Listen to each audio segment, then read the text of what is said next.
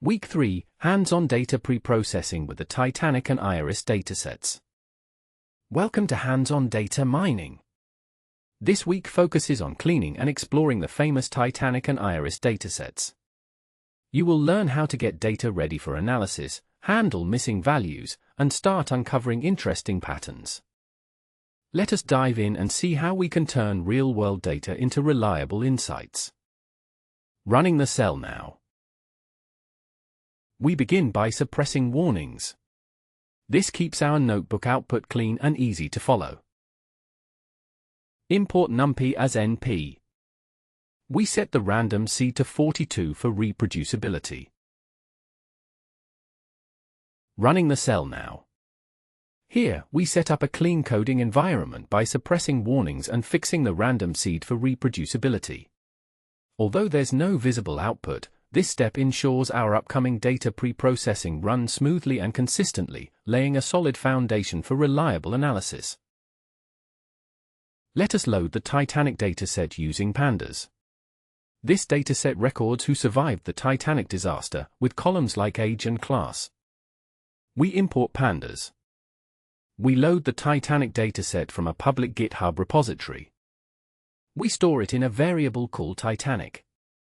We print its shape to see how many rows and columns it contains.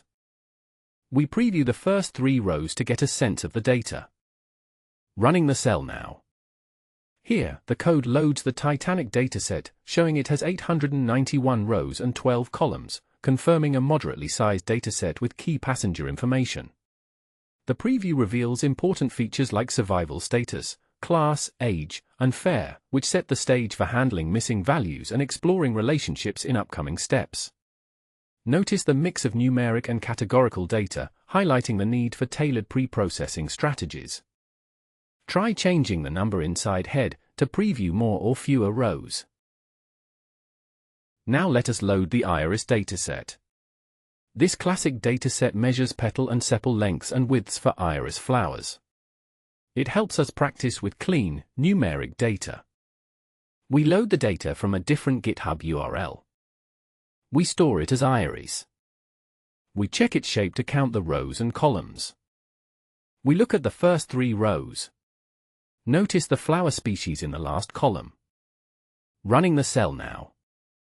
Here, we see that the Iris dataset contains 150 rows and 5 columns, confirming its size and structure.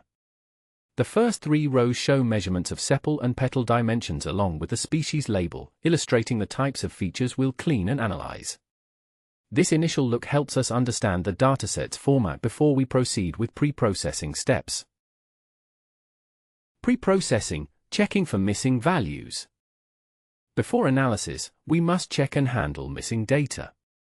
Missing values can cause problems for machine learning models and skew analysis results. Running the cell now.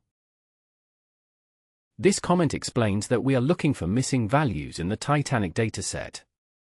We use the isNull method followed by sum to count how many missing values are in each column of the Titanic dataset. Running the cell now. This output shows the count of missing values in each column of the Titanic dataset, revealing significant gaps in its age, 177, cabin, 687, and embarked, 2, columns. Noticing these counts helps us identify which features need cleaning or imputation before modeling, ensuring our analysis is reliable and accurate. This step highlights the importance of detecting missing data early in pre-processing. Check the Iris dataset for any missing values by counting nulls in each column. Display the count of missing values for each column in the Iris dataset. Zeros indicate no missing data. Running the cell now. This output shows the count of missing values for each column in the Iris dataset, with all columns reporting 0 missing entries. This confirms that the dataset is complete and ready for analysis, aligning with the pre-processing step of ensuring data quality before modeling. Pre-processing, filling missing values. Let us fill in missing values so that our models work smoothly. Running the cell now. Let us handle missing values in the Titanic dataset. For age, we fill missing values with the median value. The median is a robust average that is not thrown off by outliers. For the embarked column, which has port codes, we use the most frequent value. This is called the mode. Running the cell now. Here, we've filled missing values in the age and embarked columns to prepare the data for modeling. Notice that by replacing missing age entries with the median and the embarked entries with the most frequent port, we ensure no gaps remain, which helps avoid errors and biases in later analysis. This step smooths out the dataset, making it complete and ready for further processing. Explore using mean instead of median for filling ages. What changes? We check to ensure there are no remaining missing values in the dataset. This command outputs the count of missing values per column. If all were filled correctly, each count should be 0. Running the cell now.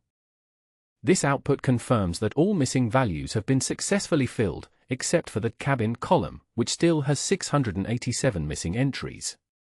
This check is crucial to ensure the dataset is clean and ready for modeling, as missing data can cause errors or bias in predictions. Noticing which columns remain incomplete helps decide whether to apply further imputations or drop those columns. Exploratory data analysis, EDA summarizing data. Let us learn to describe datasets and find interesting patterns. Running the cell now. We run describe on the Titanic dataset. This gives us the count, mean, standard deviation, and other statistics for each numeric column. Running the cell now. This summary provides key statistics like mean, median, and range for each numeric column in the Titanic dataset, revealing data shape and spread. Notice the survival rate average, (0.38, indicating less than half survived, and the wide age range from infants to elderly passengers. These insights help us quickly understand distributions and identify potential areas for deeper analysis. This comment explains that we are going to count the different flower species in the Iris dataset.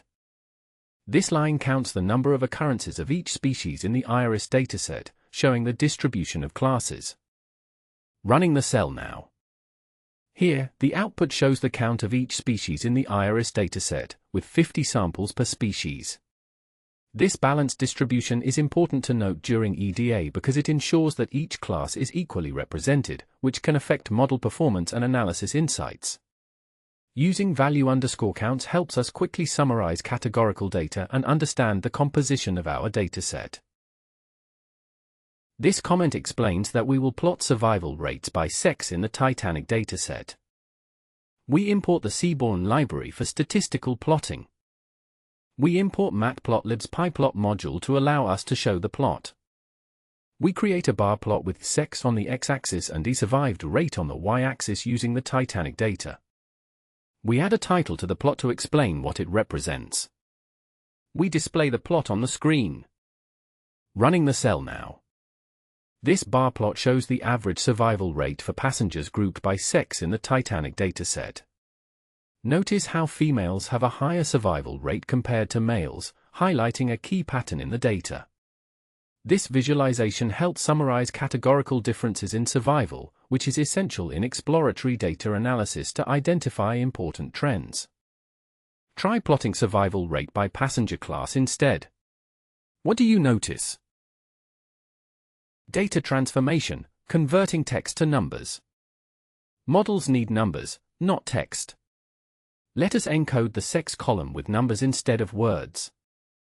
Running the cell now. We create a mapping to turn male into 0 and female into 1.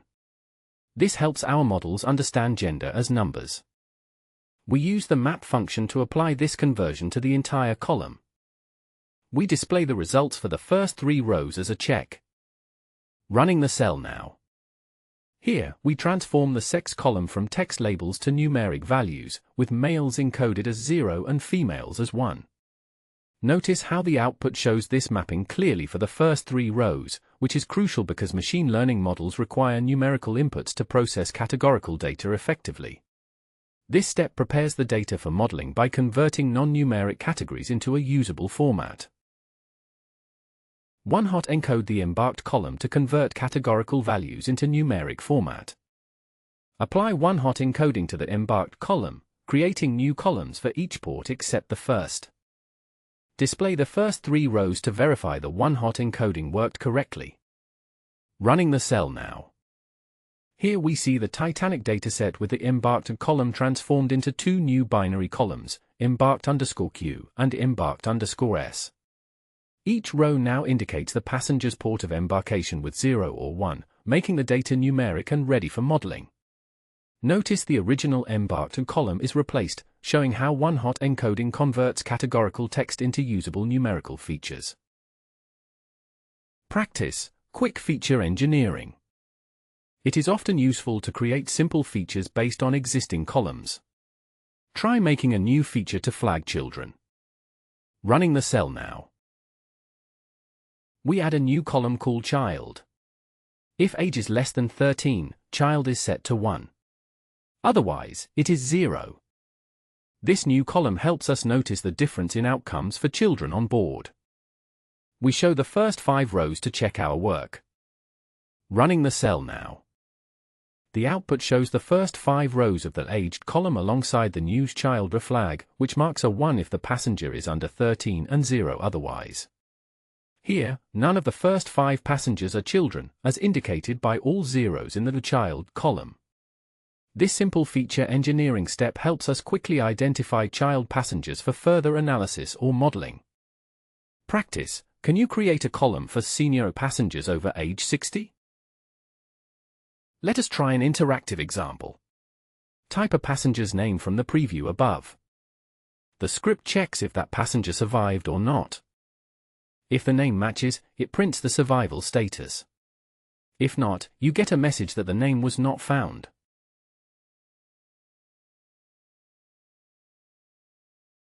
Running the cell now. This output shows the result of an interactive feature lookup, confirming that the named passenger survived. The code uses string matching on the named column to access that survived status, demonstrating how we can create or extract meaningful information quickly from existing data. This practice ties into the lesson by emphasizing how simple feature engineering, like identifying survivors, helps us better understand and work with the dataset. Try other names seen in the preview to explore their outcomes. Now, remember to like and subscribe if you are enjoying these hands-on Python tutorials. Recap: what did we learn?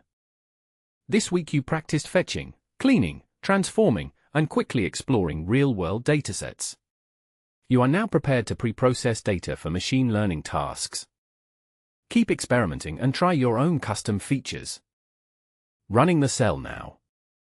Before you go, drop a comment with your favorite tip so far. What dataset do you want to try next?